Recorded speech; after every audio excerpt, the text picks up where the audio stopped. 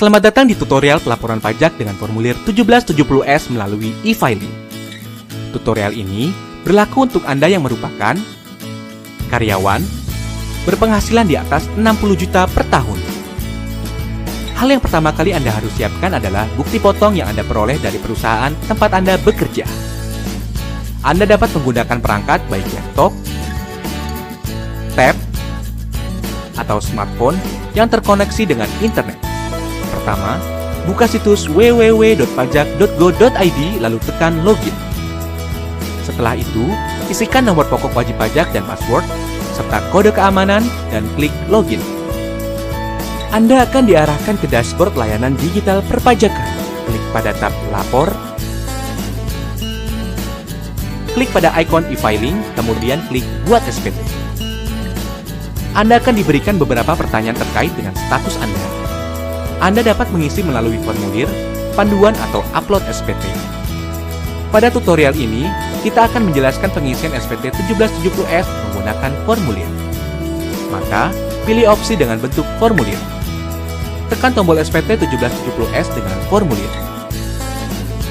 Tahapan pertama dalam pengisian SPT adalah isi data formulir. Isi tahun pajak, isi status SPT normal. Pembetulan hanya dipilih jika Anda menemukan kesalahan pada SPT tahunan yang sudah Anda laporkan sebelumnya. Lalu klik langkah selanjutnya. Sistem akan mendeteksi secara otomatis apabila ada data pembayaran pajak dari pihak ketiga. Gunakan data pembayaran tersebut untuk pengisian SPT dengan tekan Iya. Bila tidak, Anda dapat menggunakan formulir bukti potong sebagai acuan pengisian SPT. Pada lampiran 2, pada bagian A, isikan data penghasilan final. Pastikan data penghasilan final yang terekam telah sesuai dengan bukti potong yang Anda terima. Jika ada bukti potong yang belum terinput, klik Tambah. Pilih sumber penghasilan, isikan nilai penghasilan bruto dan PPh terutang.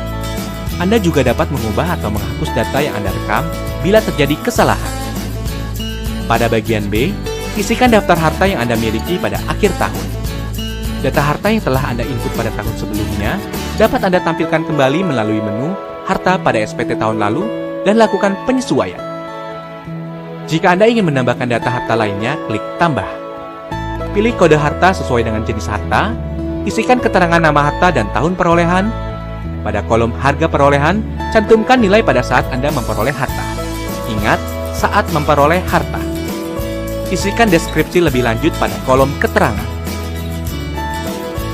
Pada bagian C, isikan daftar utang pada akhir tahun.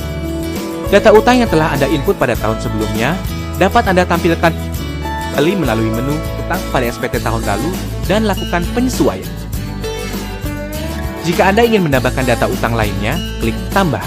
Pilih kode utang sesuai dengan jenis utang, nama pemberi pinjaman, alamat pemberi pinjaman, tahun pinjaman, dan jumlah utang yang tersisa pada akhir tahun. Klik Lanjut. Pada bagian D, isikan daftar susunan anggota keluarga sesuai dengan kondisi pada awal tahun pajak SPT yang Anda laporkan. Klik langkah berikutnya.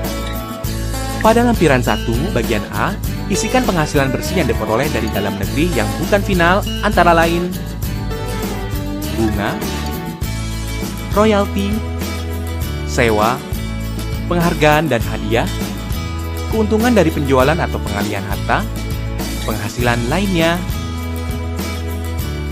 Pada bagian B, isikan penghasilan yang tidak termasuk objek pajak sesuai dengan pasal 4 ayat 3 Undang-Undang Pajak Penghasilan.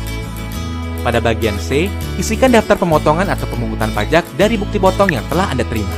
Isikan jenis pajak, NPWP pemotong pajak yang valid, nomor bukti pemotongan atau pemungutan, tanggal bukti pemotongan atau pemungutan, dan jumlah PPh yang dipotong atau dipungut. Klik langkah berikutnya. Pada induk SPT, isikan data identitas berupa status perkawinan, status kewajiban pajak suami atau istri, dan NPWP suami atau istri jika diperlukan. Pada bagian A, poin 1, isikan penghasilan neto dalam negeri sesuai dengan bukti potong yang Anda terima. Poin 2 akan otomatis terisi dari data yang telah Anda isikan pada lampiran sebelumnya. Pada poin 3, isikan penghasilan neto luar negeri. Pada poin 4, penghasilan neto akan dijumlahkan secara otomatis. Pada poin 5, isikan jumlah zakat yang Anda bayarkan kepada lembaga zakat yang telah disahkan oleh pemerintah. Poin 6 akan terisi otomatis. Pada bagian B, pilih status perkawinan dan isikan jumlah tanggungan sesuai dengan bukti foto. Maka, nilai penghasilan tidak kena pajak akan terisi secara otomatis. Bagian C hanya perlu diperhatikan bagi Anda yang memperoleh penghasilan dari luar negeri, dengan cara membaca ketentuan yang tertera pada petunjuk bagian C10. Bagian D poin 14 hanya perlu diisi apabila Anda pernah membayar angsuran PPh pasal 25. Lanjut ke bagian E. Anda akan mengetahui status SPT Anda apakah nihil, kurang bayar, atau lebih bayar. Jika SPT Anda nihil, Anda dapat melanjutkan pengisian pada poin F. Jika SPT Anda kurang bayar, Anda akan diberikan pertanyaan lanjutan. Jika Anda belum membayar, pilih belum dan Anda akan diarahkan untuk membuat e-billing terlebih dahulu. Bila Anda telah membayar, isikan data bukti pembayaran berupa jenis pembayaran, yaitu nomor transaksi penerima negara atau pemindah bukuan. Isikan kode NTPN atau pemindah bukuan Anda, lalu isi tanggal dan jumlah pembayaran. Jika SPT Anda lebih bayar, silakan unggah dokumen pendukung berupa bukti pemotongan pajak dari perusahaan atau bukti pembayaran lainnya. Pada poin F, hanya dikhususkan bagi Anda yang secara rutin memiliki status SPT kurang bayar. Lanjut ke pernyataan. Centang pernyataan setuju bila Anda yakin bahwa data yang Anda isikan sudah benar. Langkah terakhir adalah ambil kode verifikasi. Secara otomatis kode verifikasi akan dikirimkan melalui email Anda. Salin kode tersebut pada kolom yang disediakan, klik kirim SPT, maka SPT Anda akan terekam pada sistem DJP. Anda akan mendapatkan bukti penerimaan elektronik sebagai bukti bahwa Anda telah melaporkan SPT. Jika Anda masih memerlukan bantuan, silakan kunjungi www.pajak.go.id atau telepon ke Kering Pajak 1500 200.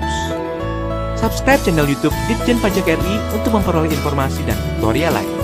Pajak kuat, Indonesia maju.